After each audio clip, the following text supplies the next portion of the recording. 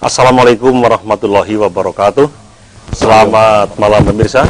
Senang sekali kita bisa bertemu lagi dalam acara Pro Justisia, paham hukum, taati hukum agar tidak terjerat hukum. Seperti biasa, setiap malam minggu kami hadir menemani Anda, sekaligus mengajak Anda untuk berbincang-bincang mengenai berbagai hal di seputar dunia hukum. Dan malam ini tema kita masih berkaitan dengan tema-tema sebelumnya, yaitu masih di seputaran pilkada. Tepatnya partai gagal dalam kaderisasi, tanda tanya. Nah, ini perlu tanda tanya karena kalau ini sebuah justifikasi nanti jangan-jangan salah kan begitu. Makanya ini justru pertanyaan yang nampaknya sangat menarik untuk didiskusikan pada malam hari ini. Dan seperti kita ketahui bahwa di media juga sudah mulai ramai bermunculan ya bakal calon bupati Kebumen yang sudah mulai diusung oleh beberapa partai dan juga dari jalur independen. Nah, akan lebih konkret informasi itu nanti setelah diperbincangkan oleh narasumber, karena malam hari ini narasumber kita juga ada dari perwakilan partai. Saya akan langsung perkenalkan dulu pada Anda siapa saja narasumber kita pada malam hari ini. Yang pertama di sebelah saya, Ketua DPC PDI Perjuangan Kabupaten Kebumen, Bapak Saiful Hadi SEkom. Selamat malam Pak Saiful. Selamat malam, Assalamualaikum warahmatullahi wabarakatuh. Waalaikumsalam warahmatullahi wabarakatuh. Pak Saiful, kok malam ini kok sumringah sekali, ada apa ini? Sudah ada kepastian. Ada kepastian ya. Baik, di sebelah Pak Saiful, pakai kostum kuning tentunya Anda bisa menebak. Beliau Pak Darwansah, Insinyur ya, Insinyur Darwansah dari DPD Golkar Kabupaten Kebumen. Selamat malam Pak Darwansah. Selamat malam. Assalamualaikum warahmatullahi wabarakatuh. Assalamualaikum warahmatullahi wabarakatuh. Pak Darwansah juga berbinar-binar Pak. Bapak belum ini kelihatannya. Sudah berbinar-binar. Sudah berbinar ya. Sama. Ikut ya. Ya, ikut berbinar-binar. Terkena ini efeknya PDI Perjuangan mungkin gitu. Kemudian di sebelahnya ini ada bintang tamu dari jauh ya, tepatnya dari Yogyakarta. Beliau Pak Cecep ya. Kandidat Doktor Ilmu Hukum Pak Cecep dari Fakultas Hukum Universitas Proklamasi Yogyakarta. Selamat malam Pak Cecep. Selamat malam. Assalamualaikum warahmatullahi wabarakatuh. Assalamualaikum warahmatullahi wabarakatuh. Terima kasih Pak Cecep. Dari Jogja sudah jauh-jauh ke Kebumen, kita sharing ya tentang tema kita pada malam hari ini. Betul. Dan satu lagi narasumber yang belum saya perkenalkan, Anda sudah tidak asing lagi. Beliau seorang advokat senior, dosen ilmu hukum di beberapa perguruan tinggi, dan juga Direktur LKBH UP 45 Yogyakarta. Siapa lagi kalau bukan Bapak Dr. Muhammad Hambali SH.M.A. Selamat malam Pak Dokter. Selamat malam Pak Hasan. Semangat Pak Dokter ya. Haruslah. Ya. Iya. Kalau begitu malam ini semuanya semringah Pak. Betul. Iya. Nah, ini tanda-tanda baik untuk Ya, untuk masa depan Kebumen. Kan gitu. Ya, Allah. Dan kepada para pemirsa, saya juga mengundang Anda untuk berpartisipasi dalam acara ini. Bagi yang ingin bergabung silakan hubungi kami melalui saluran SMS atau WA di 0821 333 55547.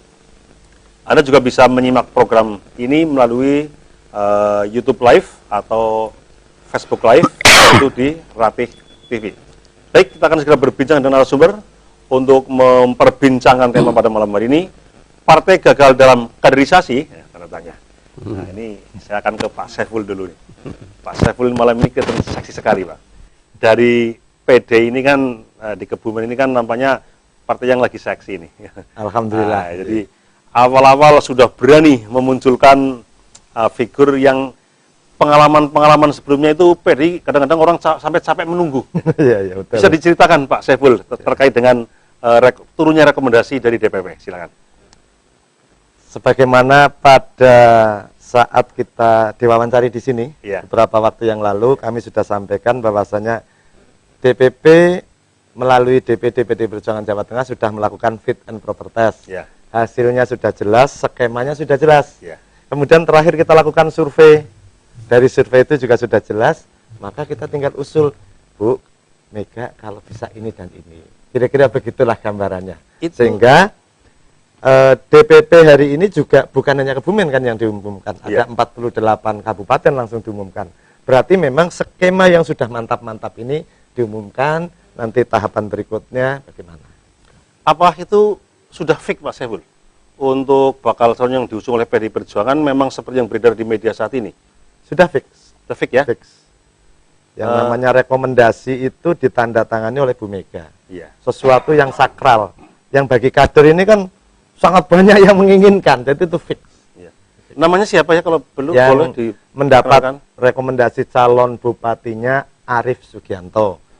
Posisi beliau hari ini adalah Wakil Bupati Kebumen. Wakil Bupati incumbent ya. Incumbent. Memang ini bukan kader asli PDI, Ya. tetapi mendaftar melalui PDI.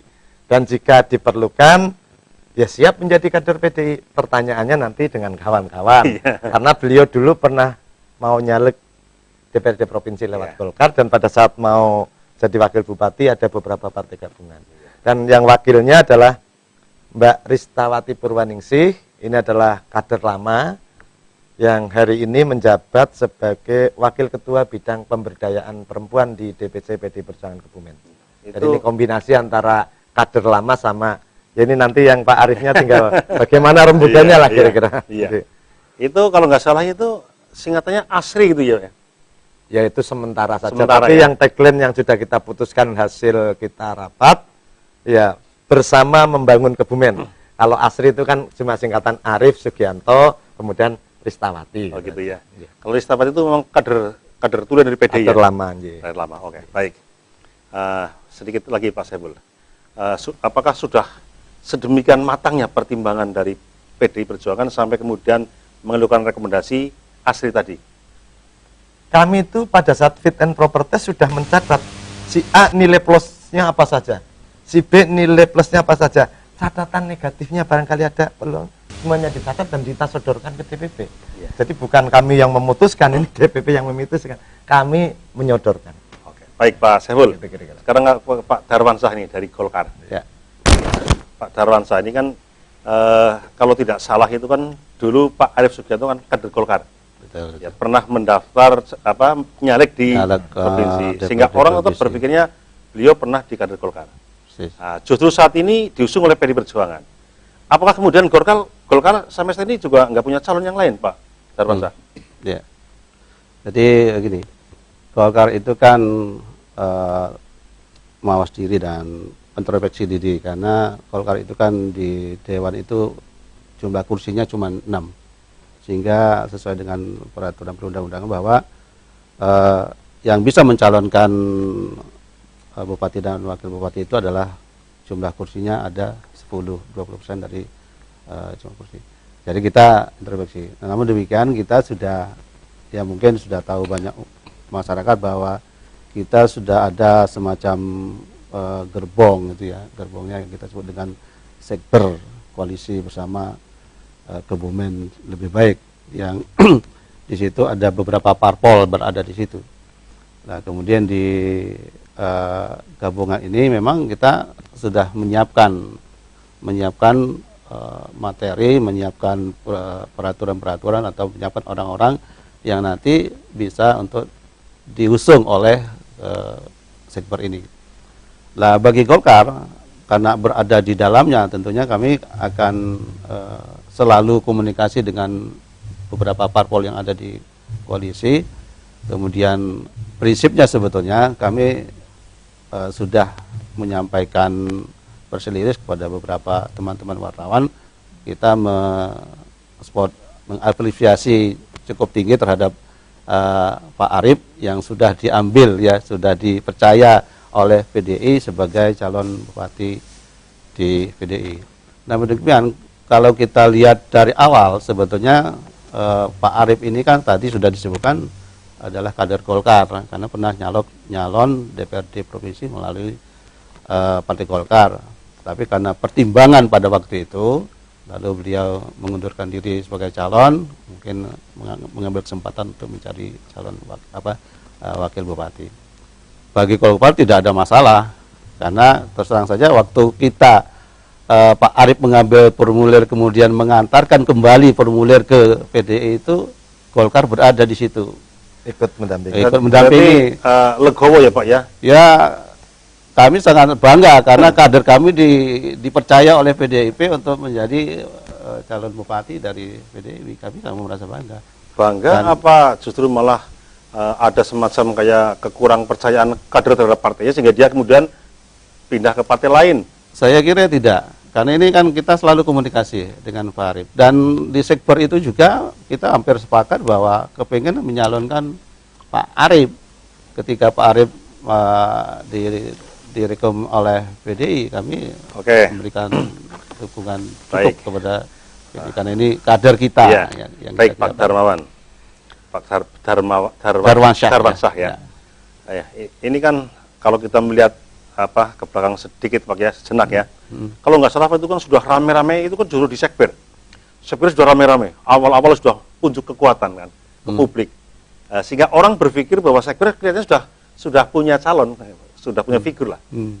Dan mungkin waktu itu publik membaca di antara figurnya itu kan Pak Arief Sugianto kan. Ya, Nah kalau kemudian tiba-tiba Pak Arief justru malah diusung oleh PDIP, ini apa karena Sekber kecolongan, apa Sekber nggak bisa bisa mengopeni kadernya sendiri atau bagaimana nih Pak Darwansyah? Saya kira tidak kecolongan. Seperti saya katakan tadi, kami merasa bangga. Di Sekber juga sudah mengakui bahwa kader kita yang akan nanti kita usung di Sekber itu bersama teman-teman dari PDI mengambil, dan itu konsep awal itu memang kita berupaya sebetulnya Pak Arief ini mau kita usung dari Sekber. Kita upayakan karena di Sekber itu sudah hampir sepakat untuk pada waktu terakhir itu sebetulnya sepakat. Andaikan saja misalkan tidak direkom oleh PDI, ya saya katakan 100% mungkin di Sekber. Nah, setelah perginya Pak Arief Sugianto ke PDIP, apakah Sekber sampai saat ini sudah nggak punya kader lain, Pak Darwansyah? Kemarin kita sudah sepakat dan sudah ambil rapat dari tim Sekber bersama pimpinan Parpol, sudah mengambil sikap bahwa tadi kita sampaikan bahwa Sekber memberi apresiasi tinggi terhadap Pak Arief karena sebetulnya Pak Arief kader dari Sekber, sebetulnya kader Sekber. Jadi hampir saya katakan hampir mendekati final bahwa Sekber ini juga akan mengambil bagian daripada calon Bupati Pak Arief ini. Wah, ya. Ini menarik sekali nih. Ini berarti ada peluang terjadi calon tunggal ini. Nah, itu lihat kita perkembangan. Kecuali nanti dari jalur independen bisa leading kan begitu. Ya. Kalau jalur independen pada akhirnya juga mentok, wah ini sejarah pertama kali di Kebumen ini Pak Dokter ini ya. Ada calon lapasnya kota kosongan begitu Pak ya. Oke, sebelum berlanjut saya akan ke Pak Cecep dulu. Pak Cecep, ini menarik Pak Cecep. Jadi PDIP itu saat ini sudah punya rekomendasi akan mengusung pasangan calon Bupati Kebumen, Pak Arief Sugianto dan Ristawati. Nah, yang menarik, Ristawati itu kader tulen PDIP. Nah, sementara Pak Arief Sugianto itu awalnya kader Golkar. Kemudian pada saat ini diusung justru oleh partai lain. Nah, yang menarik di sini sesuai dengan tema kita, partai politik kadang-kadang terjadi justru pada saat mau mengusung calon kepala daerah misalnya, itu kebingungan Pak mencari figur. Akhirnya ketemunya malah di luar partai misalnya. Seperti PDIP ini kan calon bupatinya justru malah dari kader partai lain. Nah, kemudian kalau wakilnya oke lah masih. Gimana analisa dari Pak Cecep terkait dengan kaderisasi di partai yang mungkin bagi beberapa kalangan dinilai kurang berhasil Pak? Terima kasih Pak Warjan. Jadi memang sesuai dengan judul yang tema malam ini, kaderisasi dianggap gagal oleh partai. Kalau menurut saya sih tidak. Jadi partai itu tetap mengkader, kader-kadernya untuk dijadikan nanti akan menjabat apa atau menjabat di bagian-bagian apa. Tapi dalam hal ini Nyun Sewu tadi ada antara PDIP dengan Golkar ini ya, rebutan ini lah, rebutan. Sebenarnya bukan rebutan juga kalau menurut saya, bukan. Karena di Golkar sendiri kan nggak masalah, ya kan nggak masalah. Dalam mengantarkan ke PDIP kan tema hari katanya itu. Jadi itu kan ada kompromi yang bagus ya untuk ada komunikasi antar partai sehingga di situ tidak ada terjadi gejolak yang akan merugikan masyarakat. Tapi justru dari masing-masing partai itu barangkali mungkin siapa yang kira-kira cocok diusung oleh partainya itu, karena kan melihat juga kira-kira yang bisa membangun daerah Kebumen ini harus seperti apa. Jadi fenomena-fenomena itu suatu hal yang wajar ya. Jadi tujuannya untuk menjadikan seseorang bupati atau wakil bupati, kebetulan itu partai ada kader di partai lain, ada kompromi antar partai itu, oke, nggak masalah. Itu alasan yang biasa aja itu ya Pak Cecep ya, bahwa partai itu mungkin orientasinya tidak hanya semata-mata bagaimana kader partai kami bisa muncul, tampil, tapi mungkin ada kepentingan lebih besar lagi. Artinya ketika partai melihat memang di dalam partai kami kadernya seperti ini, kalau mau ada yang lebih baik, ya nggak apa-apa, apa salahnya kan begitu. Mungkin begitu Pak Cecep. Betul, jadi kepentingan partai untuk membangun daerahnya itu sangat bagus ya. Jadi tidak harus memaksakan kadernya yang sekarang ada di dalam partai itu untuk menjadi bupati misalnya. Tapi ada kader dari partai lain, itu akan lebih cocok untuk bisa membangun masyarakat di daerah Kebumen. Dan itu sudah ada kompromi. Kompromi kan bisa dilakukan antara partai itu. Iya. Suatu hal yang wajar, Pak. Wajar ya? Wajar. Dalam dinamika politik itu hal Betul, biasa ya? hal biasa. Baik, Pak Dr. Hambali mungkin ada komentar lain. Ini dari fenomena yang sudah kita perbincangan tadi, Pak. Saya kira kita tidak perlu heran ya, dan tidak perlu kaget. Ini hal yang biasa dan sering terjadi soalnya. Kalau pertanyaannya apakah kader gagal, parpol gagal kaderisasi, kalau dilihat sini berarti Golkar berhasil mengkader mengkader anggotanya menjadi calon bupati kan. Ini dilihat dari Golkar. Nah, siapapun yang mengusung gitu Pak ya? Entah siapapun yang mengusung, karena kita ingat ada yang mengusung, ada yang mendukung ya. Ternyata tadi sampaikan oleh Pak Ketua DPD Golkar bahwa ternyata Pak Arief diusung oleh PDIP, tetapi ternyata didukung oleh Golkar semula, hanya mungkin masih tersembunyi ya, masih silent. Nah sekarang baru terbuka, ternyata didukung oleh, semula mau diusung oleh Golkar, nah sekarang sudah diusung oleh PDIP, tentu nanti akan didukung kira-kira begini, sehingga muncul kemungkinan nanti ada calon tunggal ya, calon tunggal paslon. Dan ini pernah terjadi zaman Orde Baru, tidak pernah ada calon ganda, karena waktu itu kan ditunjuk kan gitu ya. Hanya yang jadi persoalan sebenarnya kalau dilihat dari pencalonan bupati, saya kira kita tidak melihat ya, kayak Pak Arief ini kan bukan orang independen, artinya dia orang Golkar, orang partai, dan dia diusung, artinya partai itu tidak gagal. Hanya kalau dari sisi legislatif, nah ini mungkin pertanyaan ini debatable ya, pertanyaan ramai untuk didiskusikan untuk calon legislatif. Apakah calon legislatif itu benar-benar kader partai, atau mungkin calon legislatif itu sekedar numpang dengan kendaraan partai agar bisa duduk. Ini yang mungkin bisa didiskusikan. Nah, saya tidak tahu pada waktu itu Pak Arief itu benar-benar kader partai sehingga dia mencalonkan diri dari Golkar sebagai calon legislatif yang kemudian mengundurkan diri, atau pada waktu itu Pak Arief ini menggunakan kendaraan Golkar untuk duduk di legislatif, walaupun akhirnya mengundurkan diri ya. Ini kita tidak bahas mengundurkan dirinya, tetapi mencalonkan itu berarti sudah ada niatan. Nah, menjawab pertanyaan Pak Wajan, kalau pada waktu itu mencalonkan diri sebagai calon legislatif provinsi Jawa Tengah ya Pak, dan saya itu ternyata semula bukan kader Golkar, artinya Golkar tidak punya kader. Ya. Walaupun kemudian untuk menjadi calon legislatif itu tentu harus anggota. Apakah anggota itu kader? Anggota itu kan formalistik, formal. Sedangkan kader itu materialistik. Jadi orang yang memahami ideologi itulah yang dimaksud kader. Saya bisa saja masuk ke partai ini, pindah partai ini, pindah partai ini.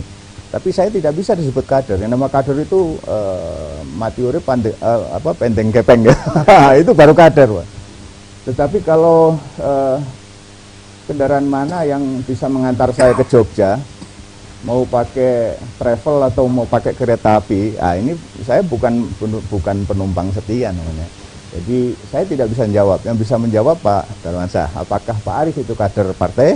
Kalau kader partai artinya berarti partai telah berhasil mengkader untuk menjadi calon pimpinan ya, calon pimpinan. Tetapi kalau ternyata dia hanya numpang di Partai Golkar untuk jadi calon legislatif, kemudian mengundurkan diri untuk menjadi wakil bupati, calon wakil bupati pada waktu itu yang sekarang terpilih jadi wakil bupati, nah ini berarti bukan kader. Kalau bukan kader berarti kita patut pertanyakan, pertanyaan wawasan patut digaris bawah. Gitu. Ya. Jadi tidak cukup mudah menjawab ini, Pak.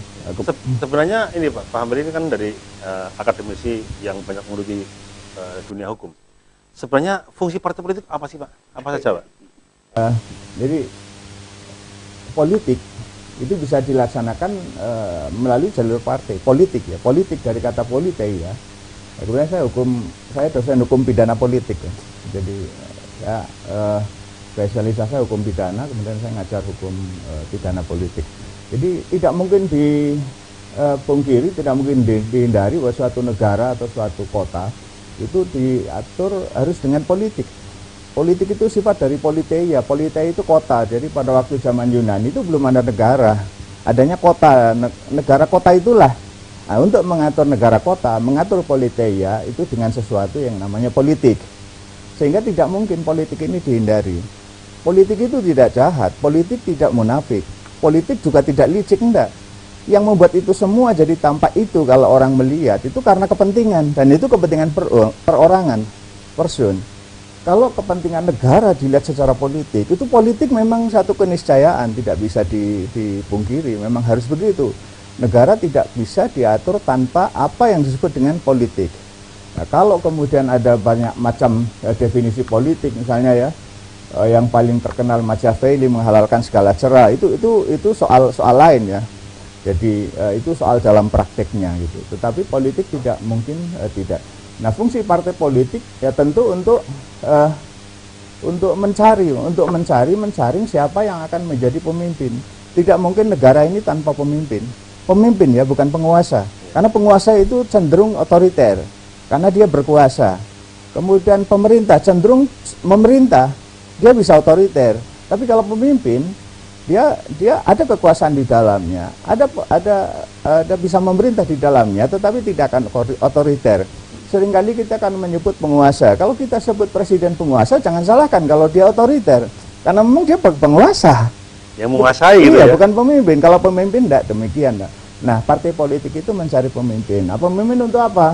Untuk agar apa yang menjadi tujuan berdirinya negara ini tercapai.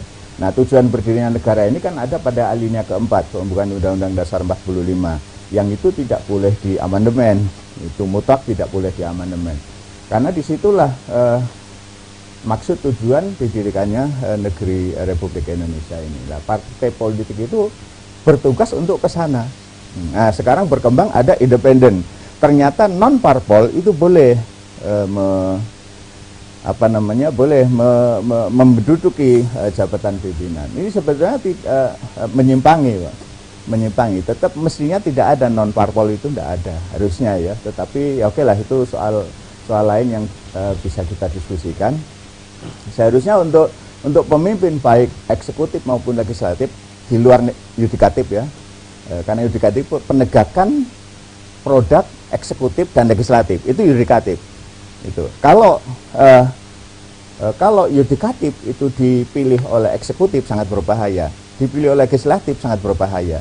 Maka proses seleksi yudikatif itu kan ujung di legislatif untuk menjadi hakim agung misalnya, ujung di legislatif itu kan hanya sekedar memilih dari yang sudah terpilih. Itu jadi bukan ditentukan oleh itu. Jadi fungsi parpol itu tidak bisa hanya yang jadi persoalan sekarang parpol yang macam apa gitu. Nah, parpol ini saya melihat dari tahun demi tahun memang bervariatif. Pada saat dulu ya orang tidak akan berpindah partai dari PNI waktu itu misalnya. Tidak akan orang akan merasa aib kalau pindah ke partai lain, Pak. Itu pada waktu dulu. Sekarang justru aib kalau tidak pindah. gitu. Nah ini karena apa? Aib bagi keluarganya barangkali karena apa? Saya ingin duduk di DPR tidak bisa duduk kalau tidak pindah. Itu ini. Kalau dulu orang dipilih berdasarkan nomor, sekarang dipilih kan kalau legislatif ya berdasarkan jumlah suara yang memilih dia. Nah, terus kembali ke sini sebentar Pak ya, kembali ke sini. Jadi oke, siapapun yang diusung atau didukung, tapi nanti sekarang kan fungsi partai itu hanya mengusung dan mendukung, bukan menentukan. Yang nanti yang menentukan rakyat pemilih juga. Jadi apakah ini calon tunggal pasti jadi? Belum tentu juga. Bisa jadi nanti yang jadi, bisa jadi nanti tidak ada yang jadi. Jadi belum tentu. Nah, yang milih kan rakyat pemilih. Ya. Jadi ya kita doakan itu tidak terjadi karena mekanisme itu tidak sederhana. Baik, Bapak pemirsa, kita sudah diskusi agak panjang ya. Kita sudah bisa mendapatkan satu informasi yang konkret bahwa sampai saat ini PDI Perjuangan sudah secara definitif mengusung pasangan calon Bupati dan Wakil Bupati Kebumen, Bapak Arief Sugianto, yang saat ini Wakil Bupati incumbent, dan juga Mbak Ristawati, ya, sebagai calon Wakil Bupati, yang itu kader dari Golkar, kader dari PDI Perjuangan. Nah, yang menarik itu ada satu sinyal ya, bahwa Sekber ya, yang merupakan koalisi partai besar yang saat itu sudah mampu menguasai 29 kursi, ini nampaknya juga belum memberikan tanda-tanda akan memunculkan figur baru.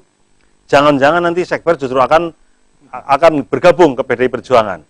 Ya, kalau yang menarik, kalau memang itu terjadi bahwa Sekber akan bergabung ke PDI Perjuangan, berarti hampir pasti calonnya itu dari parpol hanya satu pasang. Di luar PDI Perjuangan dan para pendukungnya tidak lagi. Kalaupun ada, paling-paling nanti dari jalur independen kalau bisa berhasil. Nah, ini yang menarik menjadi pertanyaan, apa fenomena semacam itu pertanda baik dari perspektif demokrasi? Yang kedua nanti apa jadinya ya ketika sebuah kekuatan besar yang tadinya sudah kuar-kuar seperti itu kok pada akhirnya malah hanya sebagai pemakmum ya, sebagai makmumal, ini kira-kira seperti apa? Kita akan lanjutkan pada sesi berikutnya. Jangan kemana-mana, tetaplah di Pro Justisia.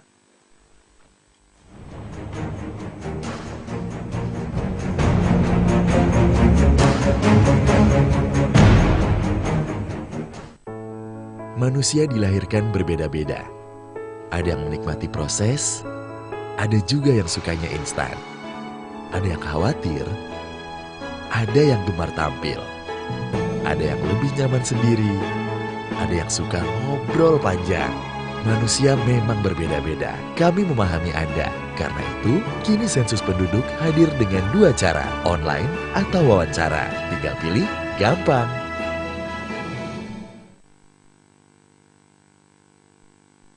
Hadiri dan saksikan pentas wayang kulit yang menampilkan empadalang sekaligus di panggung terbuka Sasono Pambiworo, Dinas Kominfo Kompleks Rati TV Kebumen pada hari Sabtu 22 Februari 2020 dengan lakon Babat Alas Mertani bersama Kidalang Eko Suwaryo, Kidalang Langgeng Hidayat, Kidalang Mijan, dan Kidalang Haryanto, serta didukung Sanggar Sinom Budaya Desa Rangka Kecamatan Buayan.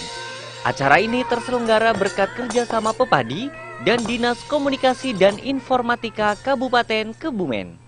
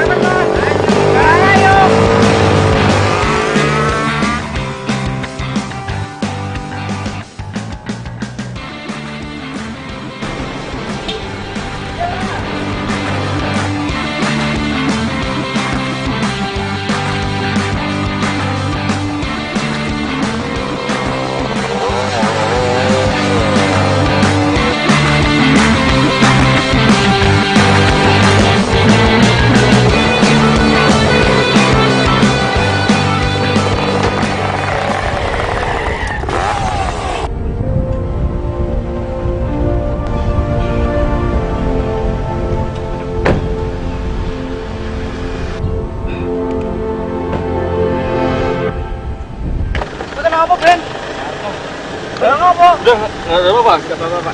Beneran? Nggak luka? Cuma sakit kakinya aja. Nah, kok bisa-bisa jejak tadi? Tadi ada batu Pak di jalan. Hah? Ada batu. Oh, tadi kamu juga nyalip saya tuh, kecil banget itu. Harusnya pelan-pelan aja, udah pakai helm, motornya standar. Apalagi lihat jalan ada batu, kamu hantar apa aja.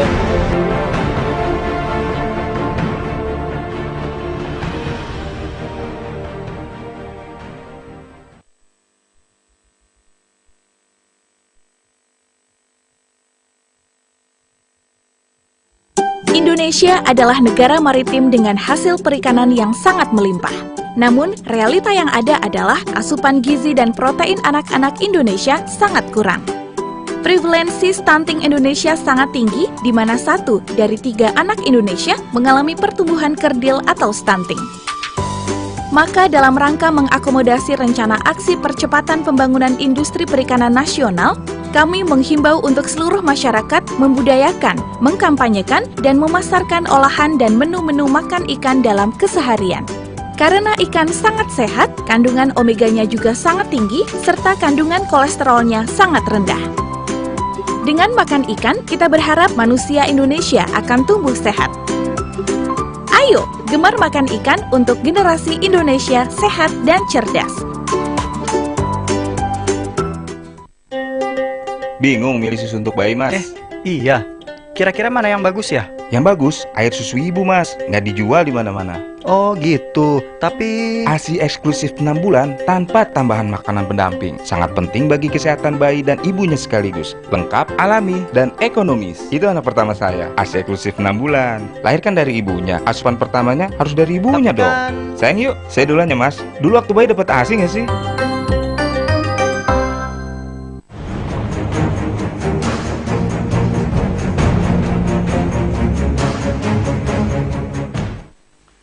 Kembali bersama kami di acara Pro Justisia, pahami hukum, taati hukum agar tidak terjerat hukum. Kita akan lanjutkan perbincangan kita mengenai tema pada malam hari ini, parpol gagal dalam kaderisasi, tanda tanya. Dan tadi sudah cukup banyak dikupas oleh narasumber bahwa pada dasarnya dari pihak partai politik juga mengklaim bahwa munculnya calon yang berasal dari luar partai bukan sebuah kegagalan dalam kaderisasi, tapi di dalam konteks yang seperti ini memang itu hal yang wajar-wajar saja. Nah, kita akan lanjutkan untuk berbincang ini. Saya akan tanyakan ke Pak Cecep ini. Pak Cecep, kalau kemudian nanti pada akhirnya misalnya dari parpol yang mengusung pasangan calon bupati hanya 1 pasang, ya, di luar itu kalau misalnya terjadi betul dari independen, tapi dari usungan parpol dan gabungan parpol misalnya cuma 1. Dari perspektif demokrasi ini sebuah fenomena yang baik atau kurang baik ini Pak Cecep ini? Terima kasih Pak Warjan. Ya, ini kan suatu dinamika ya, dinamika dalam perjalanan sejarah bangsa ini dalam berdemokrasi. Jadi kalau itu sekarang baru ada 1 paslon gitu ya, sedangkan yang lainnya belum, mestinya kan dalam aturan pemilihan bupati ini ada, atau pemilihan kepala daerah ini ada ketentuan-ketentuan ya. Misalnya diundur waktunya, diberikan kesempatan kepada partai yang lain untuk segera mengajukan. Barangkali mungkin dari partai tersebut masih dalam proses gitu ya untuk mengajukan yang lainnya. Atau yang lainnya juga diberikan kesempatan kepada independen. Yang independen juga kan diberi kesempatan untuk maju gitu. Silakan dalam arti itu persyaratan-persyaratan dipenuhin. Mampu enggak untuk memenuhi persyaratan itu. Jadi itu sudah ditentukan di dalam peraturan perundang-undangannya dalam pemilu kada ini. Demikian Pak. Ya, tapi kan sinyal yang kita tangkap, nampaknya dari Sekber juga kelihatannya juga akan makmum gitu. Ya, ke PDIP. Artinya apa? Ada spekulasi. Masa gak salaman sama saya? Artinya apa? Spekulasi yang paling kuat nanti dari partai politik kelihatannya hanya memunculkan 1 paslon. Berarti di luar itu tidak ada. Apa ini sebuah krisis kaderisasi nih Pak Cecep? Emang kader cuma itu aja, nggak ada yang lain kan begitu? Ya, saya kira ya tidak juga ya. Tadi saya kembali ke tadi yang saya jelaskan dari awal, bahwa untuk kepentingan membangun di wilayah Kebumen itu, dari partai yang lain juga mungkin kan ada kecocokan juga dengan apa yang tadi dimunculkan oleh partai PDIP misalnya. Nah, tapi kebetulan itu kadernya dari Partai Golkar.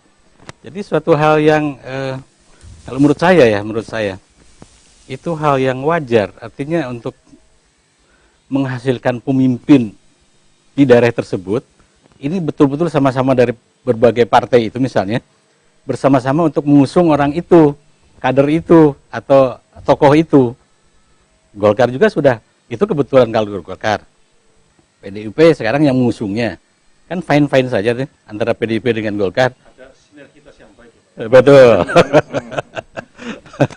Ibaratnya kan ada yang orang tua yang tuh gede kena bocah, nah, setelah gede nanti dipakai oleh orang yang lain kan begitu Bang. Gak apa-apa. Ya, baik ke Pak Darwansyah. Ya. Ini sudah mantap apa bagaimana Pak Darwansyah ya? Bahwa dari Sekber itu memang nampaknya sudah tidak ada pilihan lain kecuali harus berkoalisi dengan PDI Perjuangan. Kalau bicara koalisi ini kita belum dibangun ya, tetapi pembicaraannya sudah hampir bergerak ke sana. Begini Pak, maaf ya. Jadi kita mengambil sikap kepada Pak Arief ini kan karena berpikir 3 tahun ke depan ya, 3 tahun ke depan karena jabatan 3 tahun ya, 3 tahun setengah. Nah untuk membangun Kebumen dalam rangka 3 tahun ini kan harus berpikir panjang.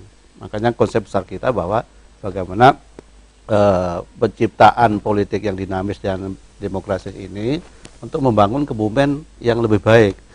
Jadi konsep besarnya kan kita berpikir bagaimana Kebumen ini akan lebih baik dibandingkan dengan sebelumnya. Jadi kita dengan kesepakatan misal nanti pada saatnya kesepakatan bersama mengusung Pak Arief ini menjadi koalisi besar begitu nggih. Koalisi besar dalam mengusung calon bupati, koalisi besar juga berada di legislatif mestinya. Sehingga ada sinergi di dalam membangun Kebumen akan lebih baik. Itu tujuan konsep besarnya. Ada orientasi berpikir yang lebih luas Pak ya. Ya betul. Tidak sekedar sementing ini partai siapa, kader siapa, ya, tapi Kebumen butuh pemimpin yang ke depan mampu membawa Kebumen lebih baik. Ya. Kan seperti itu. Itu konsep besarnya. Karena kami anggap bahwa Pak Arief ini tadi sudah dikatakan bahwa ini Pak Arief ini apakah betul dari Golkar. Kalau perjalanan dari Pak Arief ini sebetulnya sudah berada di pusat, pengurus pusat. Kemudian kemarin mencalonkan itu sudah mempunyai KTA Golkar. Karena pada saat pencalonan legislatif kemarin itu kan tidak mudah. Karena melalui mekanisme silent dari KTA dan itu tidak mudah. Pada saat itu Pak Arief ini sudah punya KTA pada waktu itu, sehingga bisa mencalonkan diri sebagai calon anggota DPRD provinsi. Jadi keberadaan Pak Arief di Golkar itu sudah katakanlah sebagai kader terbaik kami sebetulnya Pak Arief ini, sehingga nanti ketika dipercaya oleh PDI ini sudah suatu kebanggaan kebersamaan kita dengan PDI nanti bisa disambung dengan baik. Tapi di Sekber kan ada 5 partai ya Pak Darwansyah ya. Ya. Golkar mungkin oke lah, apalagi Golkar itu memang merasa Pak Arief itu kadernya, Ya, sehingga betul. ketika dia punya diapresiasi prestasinya oleh pihak lain dia akan mendukung. Tapi partai yang lain seperti apa suaranya nih Pak Darwansyah? Ada Gerindra, ada PKB, ada PAN, ada P3. Ya kalau pemikiran tadi konsep besar itu sama. Jadi di Golkar, Gerindra, terus P3, kemudian PAN dan PKB, konsep besarnya sama. Sehingga kita pada saat kita mengantarkan Pak Arief mengembalikan formulir itu kita sudah sepakat bahwa konsep besar kita membangun Kebumen. Sehingga dengan koalisi besar ini saya harapkan bahwa tidak ada persoalan ketika Pak Arief ini menjadi Bupati Kebumen. Oke. Pak Saiful, ini memang kecenderungannya sudah sangat terbaca lah ya, bahwa akan terjadi koalisi yang sangat besar ya. Tapi saya tertarik dengan apa yang disampaikan Pak Hambali tadi, bahwa partai kan fungsinya pengusung, ya kan Pak, pengusung dan pendukung. Yang menentukan adalah rakyat. Sehingga kalaupun itu nanti ada katakanlah satu pasang saja di luar independen ya, itu juga hasilnya akan diserahkan kepada rakyat. Apakah mau memang dipercaya untuk memimpin atau tidak kan juga, sehingga sejauh mana ini Pak Saiful mengantisipasi berbagai kemungkinan ke depan, jangan-jangan terlalu overconfident, nanti bisa saja kita kecolongan kan gitu. Gimana Pak Saiful? Baik, terima kasih Pak. Sebelumnya saya ingin mempertegas soal istilah parpol gagal dalam kaderisasi dulu. Silakan. Karena partai politik sebagai bagian dari bangsa yang berjuang untuk kesejahteraan rakyat. Bagi kami ini kan pemahamannya ada 7 fungsi. Yang pertama adalah aspirasi, bagaimana membaca keinginan rakyat, kebutuhan rakyat. Yang kedua artikulasi, berarti menyuarakan keinginan rakyat baik dalam bentuk program maupun kebijakan sampai pada anggaran. Yang ketiga agregasi, pertempuran antar partai atau kelompok dalam memperjuangkan kepentingannya.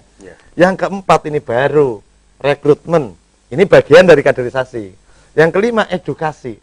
Nah, poin keempat dan kelima terjadi bisa saja setiap hari kami mengajak anak-anak muda masuk ke dalam PDI Perjuangan melalui program yang namanya Komunitas Juang Jawa Tengah, PDI Perjuangan. Bisa juga pada saat pileg, kami melihat satu wilayah kok nggak ada caleg yang kuat. Kemudian orang baru daftar, boleh, itu juga rekrutmen. Pada saat pilkada ini, kami buka pendaftaran. Berarti ini rekrutmen gitu. Kalau kemudian Gus Yassin daftar padahal beliau ini PKB, ya nanti tinggal terakhir beliau mau bertahan atau mau pindah kan begitu. Termasuk dengan Pak Arief. Pak Arief karena secara KTA tadi pada saat awal adalah Golkar, tetapi pada saat menjadi wakil bupati kan diusung oleh Gerindra, PAN, PKS. Bukan dari Golkar loh waktu menjadi wakil bupati, betul ya? Waktu menjadi wakil bupati bukan dari Golkar. Berarti boleh dikatakan nih Pak Arief ini ya milik bersama lah, sehingga maka tagline dari awal itu bersama. Nah, baru yang keenam, fungsi yang keenam itu elektoral. Jadi pilkada ini elektoral, soal menang kalah di dalam pemilihan bupati belum tentu prioritasnya adalah soal kader lama, kader asli yang pendeng-gepeng tetap bandeng atau tidak. Kami sadar PDI Perjuangan itu partai wong cilik, nggoret wong sing siap mungkin belum ada. Ya ini kita gabungkan. Syukur-syukur nanti ini cocok lah. Dan yang ketujuh tadi budgeting lah. Budgeting. Jadi itu fungsinya begitu dan kami tidak merasa gagal gitu. Ya. Baik Pak Saiful, ini ada SMS dari pemirsa yang masuk. Akan saya bacakan terlebih dahulu. Ya, pertama, selamat malam narasumber. Tema malam ini saya kira sangat tepat dan menurut saya partai selama ini telah gagal melakukan kaderisasi. Buktinya banyak partai yang mengusung calon kepala daerah saja dari luar partai. Apa di internal partai tidak ada satupun kader yang berkualitas? Terima kasih. Ini sudah kita banyak perbincangan. Nah, mungkin ada tanggapan nih Pak dari partai nih. Tanggapannya apa nih? Kalau saya ya nggak terima kalau dibilang gagal. Yang jelas rekrutmen kader kita lakukan sehingga hari ini terbukti dewan-dewan 12 orang itu yang incumbent hanya 2. Berarti ini kan regenerasi dan kaderisasi. Berhasil ya? Berhasil. Kemudian yang kedua tadi, dari pengurus-pengurus partai yang hari ini kita lantik, ini juga banyak yang muda-muda. Baru-baru ya. Nah, kalau soal pilkada itu kan memang ada syarat lain. Tidak cukup hanya kader lama yang bisa memimpin Kebumen, yang berpengalaman, yang juga kadang-kala butuh kesesuaian. Pada saatnya kita harus mikir, wis gelut terus lah, bosen, bok sikir rukun. Nah, dan katanya mau terwujud ini. Rukun ya. Amin. Bosen ribut. Jadi orientasinya memang berbeda ya Pak, pada konteks elektoral dengan kaderisasi ya. Beda. Kaderisasi itu jalan terus di partai Pak ya? Jalan terus. Setiap hari kita merekrut ada muda anak SMA kelas 3 kita didik, gitu ya. kuliah anak-anak kuliah kita menjadi komunitas juang, tiap hari kita kerjakan. Pada saat elektoral orientasi sudah berbeda, kepentingan lebih luas lagi kan itu ya. Menang. Yang penting menang kan gitu ya. Baik. Demikian jawaban narasumber dan juga para pemirsa. Sekarang saya bacakan untuk SMS yang lain. Selamat malam Rati TV dan Pak Warjan, Pak Hambali, serta narasumber khusus rekan saya Mas Darwansyah. Wah, ini kantor Pak Darwansyah. Kami berbicara soal pilkada, sebuah rutinitas berbangsa, bernegara, dan bermasyarakat. Khusus pilkada yang menjadi persoalan bukan pil, tapi sejauh mana tanggung jawab terpilih pilkada ke depan bisa bekerja benar-benar memikirkan rakyat Kebumen ke depan biar sejahtera, lahir batin, sehingga terbebas dari kemiskinan. Terima kasih Sabani. Ini juga sahabat saya, tapi orang aku apa-apa. Ini termasuk pemirsa setia dari Petanaan ini, luar biasa. Terima kasih Pak Sabani. Silakan dikomentari ini, Pak Darwansyah. Terima kasih Kang Sabani, saya paham banget itu orang Petanahan. Nah, terima kasih. Jadi begini, membangun sebuah bangsa itu tidak hanya parpol saja. Saya kira semua terlibat di dalamnya. Kemudian parpol ini kan mengantarkan seseorang untuk menjadi pimpinan wilayah, katakanlah menjadi bupati dan wakil bupati. Ketika sudah kita antarkan, mestinya kita tidak lepas dari kebersamaan dengan bupati yang terpilih. Jadi selama beliau menjadi bupati atau wakil bupati, itu kita tetap ada komunikasi bersama dalam rangka membangun sebuah membangun Kebumen. Jadi untuk Kebumen 3 tahun setengah yang akan datang ini tidak mudah. Jadi saya punya keyakinan bahwa dari partai pengusung nantinya itu akan selalu komunikasi. Bagaimana menyampaikan konsep-konsep besar, menyampaikan pemikiran-pemikiran besar dan memberikan masukan-masukan kepada Bupati, sehingga beliau dalam membangun Kebumen itu bersama dengan parpol yang mengusung atau dengan masyarakat Kabupaten Kebumen. Tidak sendiri, harus bersama. Ya, itu baik. Yang kita harapkan. Artinya tugas partai juga tidak berhentinya sampai pada pengantaran itu, Pak. Iya. Setelah jadi dikawal betul supaya orang yang terpilih itu betul-betul bisa membawa Kebumen lebih baik ke depan, Pak. Jadi paling tidak misi dan visi program kerja yang barangkali besok dia paparkan, dia sosialisasikan dengan masyarakat, itu harus kita pertahankan dan kita perjuangkan. Ada tambahan, Pak Saiful? Kenapa kami memilih Arif Rista? Salah satunya adalah karena program visi misi mereka juga cocok banget. Yang pertama, infrastruktur Kebumen yang sangat parah ini kita perbaiki, kita fokus untuk bisa kita perbaiki. Yang kedua, pengentasan kemiskinan dengan cara bagaimana agar investor masuk, lapangan pekerjaan terbuka lebar sehingga pengangguran bisa diminimalisir. Ketiga, soal ketersediaan bahan pangan agar harganya terjangkau. Nah, terkait dengan ini, terkait dengan Kebumen daerah daerah pertanian yang hari ini pupuk aja sulit, nah itu nanti fokusnya. Saya kira itulah kira-kira. Ya itu saya kira pertanian itu memang seperti itu. Jadi partai jangan hanya sukses mengantarkan kadernya jadi pimpinan. Terus setelah itu visi misi kemudian agak terkesampingan. Tapi saya pikir itu bagus sekali, Pak. Ya kita kan punya ketua dewan. Nanti ketua dewan itu yang awal. Persoalan Kebumen kan saat ini kan kemiskinan yang paling mendasar. Jadi kalau siapapun pemimpin bisa mengurai tentang persoalan kemiskinan dan memberikan solusi, saya kira ini harapan masyarakat Kebumen secara keseluruhan. Terima kasih Pak Sabani dan juga pemirsa. Mungkin masih ada lagi SMS yang lain? Ya, saya bacakan lagi. Jika parpol memiliki kader yang mampu bersaing dan memiliki rekam jejak yang baik untuk menjadi pemimpin di level daerah, maka tidak perlu melakukan seleksi yang melibatkan tokoh luar partai. Kalau partai mengambil orang luar, bukankah ini rawan terjadi transaksi politik? Transaksi politik apakah tidak menimbulkan biaya tinggi? Bagaimana menurut bapak-bapak narasumber tentang hal ini? Gagal kader atau transaksi politik? Dari Andri Gombong. Wah, ini luar biasa ini pertanyaannya. Kalau saya jadi narasumber, mau jawabnya bingung kok. Singkat, Pak Saiful, singkat. Jadi justru ini kalau ada kader dari luar, ini justru malah muncul pemikiran atau spekulasi lain, jangan-jangan transaksi politiknya tinggi. Gimana Pak Saiful? Begini. Yang namanya kaderisasi, saya misalnya ketua partai hari ini menjadi DPR provinsi. Kemudian yang lain sudah punya posisi-posisi masing-masing. Ketentuan partai ini membuka seluas-luasnya agar masyarakat nanti akan memilih. Maka kami buka pendaftaran. Agar membandingkan antara kader yang internal yang kami miliki dengan apa yang ada di masyarakat. Tokoh-tokoh masyarakat, bupati, wakil bupati, incumbent, itu mendaftar semua. Sehingga masih sama-sama punya peluang. Kita justru inilah demokrasi. Kemudian setelah dalam proses penggodokan ditentukan. Nah, secara fair, mana yang terbaik kan itu ya. Dari hasil fit and proper test dan dari hasil survei, berbagai analisa memutuskan Arif Rista. Ya begitu. Sehingga inilah yang kami tawarkan kepada masyarakat. Ya harapannya masyarakat cocok, mereka mendukung sehingga nanti menang. Harapannya begitu. Nah, tapi kan selama ini kan sering ada rumor, Pak. Mahar lah. Kami nggak pernah ada mahar. Nggak ada mahar ya.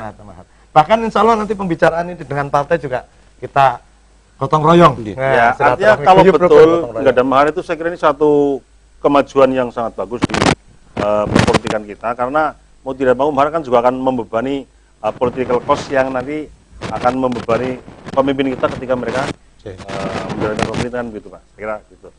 Baik, ini waktunya sudah hampir habis sehingga SMS mungkin masih banyak yang masuk tapi belum terbaca, tentunya kami mohon maaf atas ketidak terbacanya SMS atau WA dari pemirsa karena waktu yang sangat membatasi. Yang itu sudah terakhir, Pak Dokter dari tadi belum menyampaikan, silakan Pak Dokter. Dari pembicaraan kita pada malam hari ini, atau mungkin sedikit disinggung juga terkait dengan adanya calon, pasangan calon tunggal dari kalangan partai loh Pak. Kita masih belum membicarakan masalah jalur independen Pak ya. Kalau dari parpol calon tunggal, apakah ini juga ada satu harapan baik untuk tidak terjadinya praktek money politik Pak Hamali? Ya. Saya tidak yakin calon tunggal. Yakin? Tidak yakin.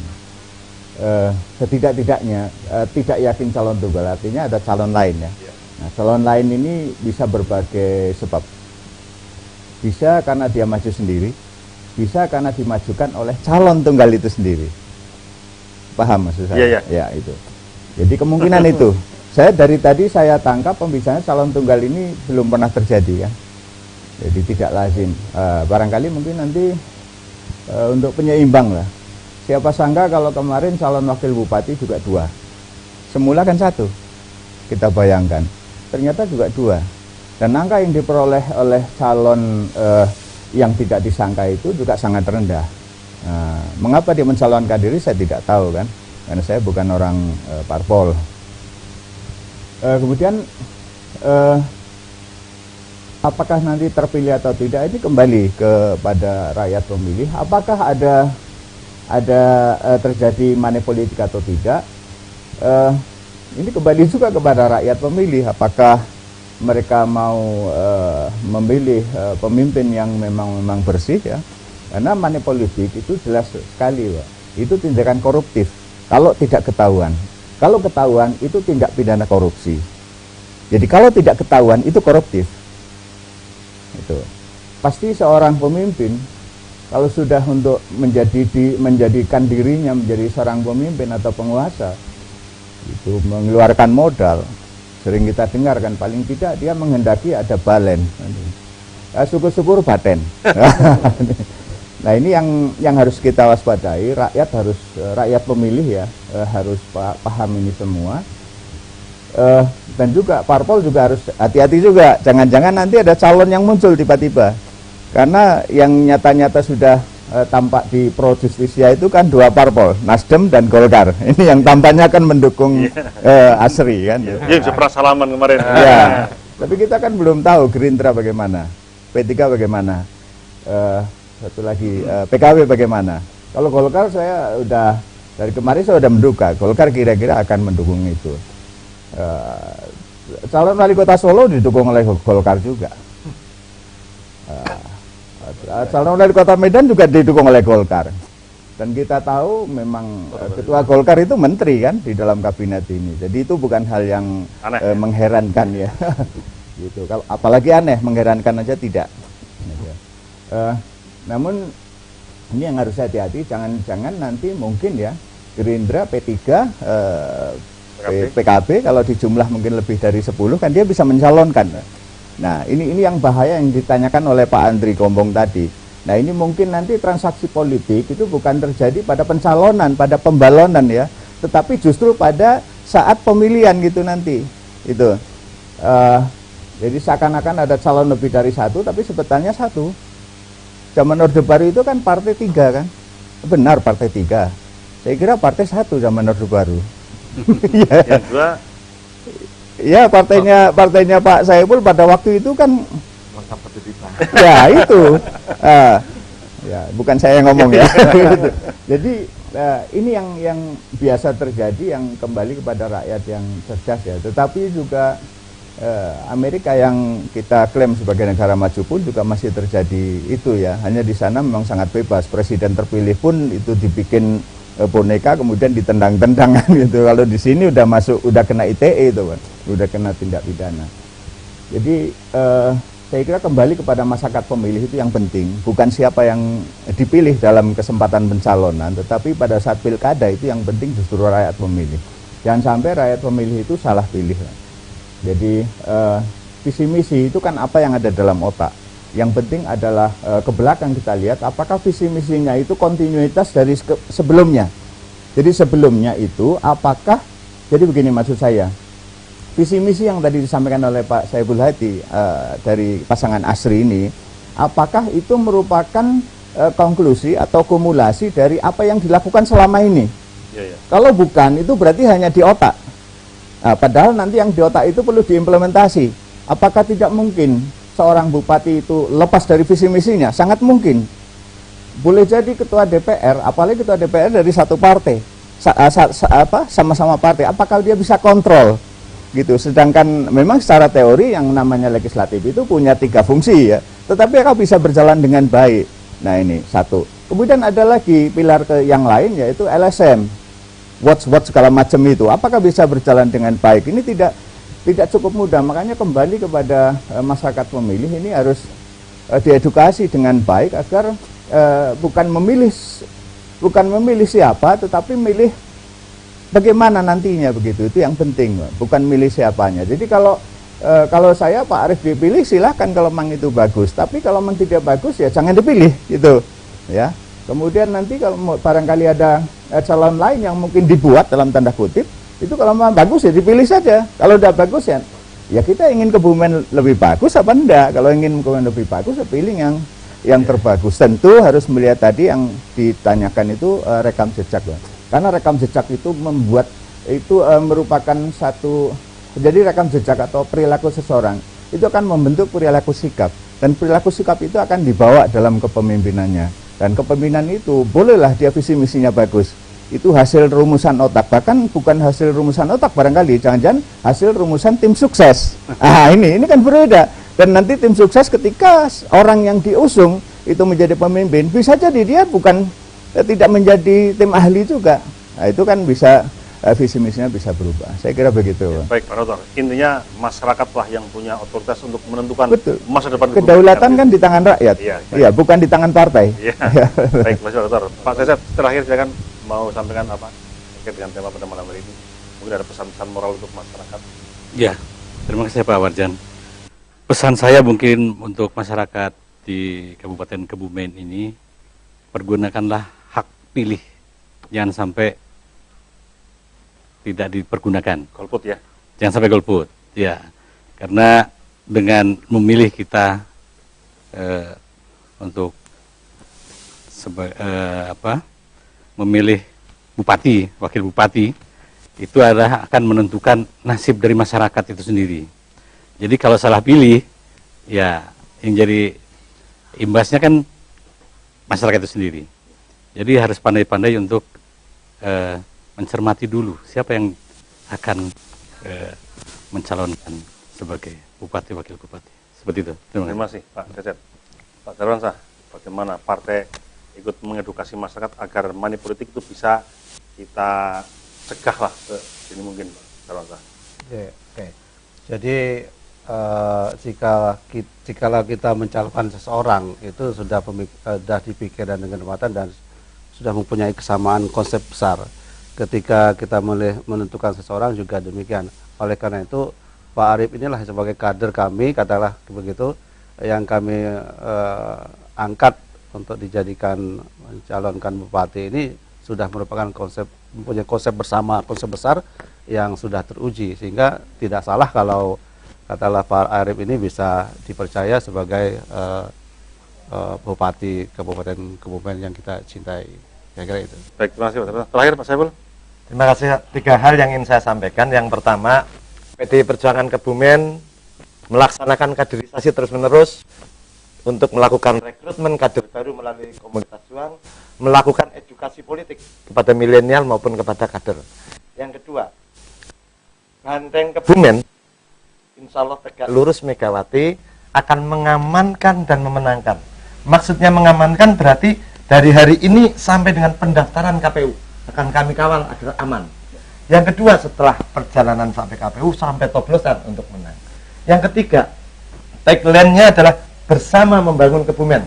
Artinya sampai dengan nanti pendaftaran di KPU, kami mengajak partai-partai politik untuk bersama. Ayo gabung bareng-bareng. Ingat loh, saya tidak pernah mengajak orang untuk calon tunggal, bukan, karena masih ada independen, masih ada partai. Tapi saya mengajak bersama. Ayo bersama membangun Kebumen. Syukur-syukur semua partai sepakat, gabung bareng-bareng, nanti daftar ke bareng di KPU, kan enak. Begitu Pak. Ya. Demi Kebumen yang lebih baik di masa yang akan datang daripada terulang kejadian 2015. Terima kasih Merdeka. Merdeka. 2015 Terima kasih. 2015 tragedi lah buat Kebumen.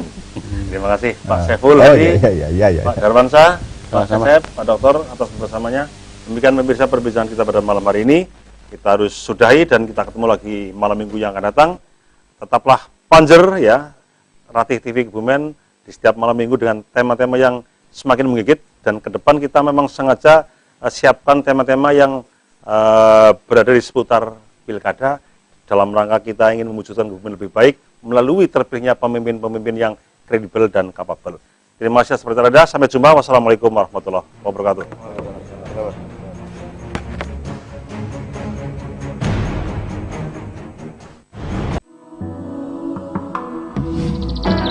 Thank you.